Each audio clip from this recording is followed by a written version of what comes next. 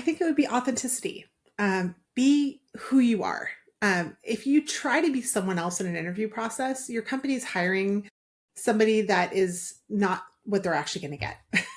And to find the right next opportunity, you need to find that match between who you are authentically and a company that's going to love and appreciate who you are. So if you come into an interview process and act differently from who you want to authentically be at work, you're selling yourself as something that's different from what they're getting. And you might not have a great opportunity or great experience there if you walk into a job that you feel like you've kind of manufactured yourself for in a way that's not authentic. And so I would say, listen to all of this advice, listen to all the people, do the work, but don't let who you are be subsumed by all the work you do. People hire people. And so you want to be the kind of person that's going to be successful in the organization based on who you are. Don't manufacture a personality that you think someone wants, because ultimately you come across as inauthentic, you come across as strange. People can tell when you're trying to be something that you're not. And so the right job for you is going to be the one that embraces you for who you are. If you're a geek, find a company full of geeks who are going to embrace that geekiness.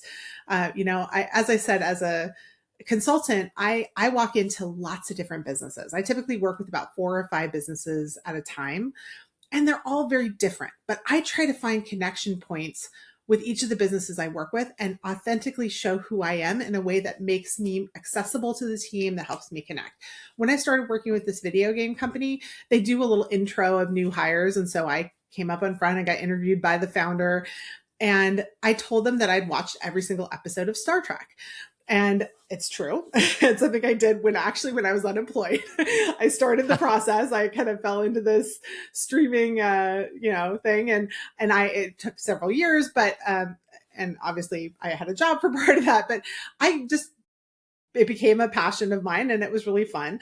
And so I shared that with the team, and I couldn't believe how many people connected with me on that and had their own fandoms that they were passionate about, understood that what I was saying is, I'm like you. I'm accessible. I'm a geek too. And I have to, pivot because I code switch a lot in my different jobs, but I always try to be authentic and share the things that I'm passionate about that's going to connect with that group. So in other companies, it's my passion for cooking and how I love to make macarons. So, I choose my audience, but for me, it's finding ways to be myself and to authentically connect with the people I work with. And I will say in the hiring process, it's so obvious when someone is awkward because they're trying to be something they're not. And Mm. ultimately, you're going to be happier, you're going to be more successful, and you're going to get the job that's right for you if you make sure that you're yourself in this process and that you find out what makes you special. As you're talking to your network, as you're thinking about the people that you trust, ask them, what makes me great to be around? What do you like about me? What do you like about me at work? When you have friends from prior jobs, what makes me a great partner at work? Make sure you really recognize and embrace your unique kind of special sauce that makes you a great collaborator, that makes you someone who's fun to work with, and try to make sure you present that in a way that's authentic to the person that you're ultimately going to be working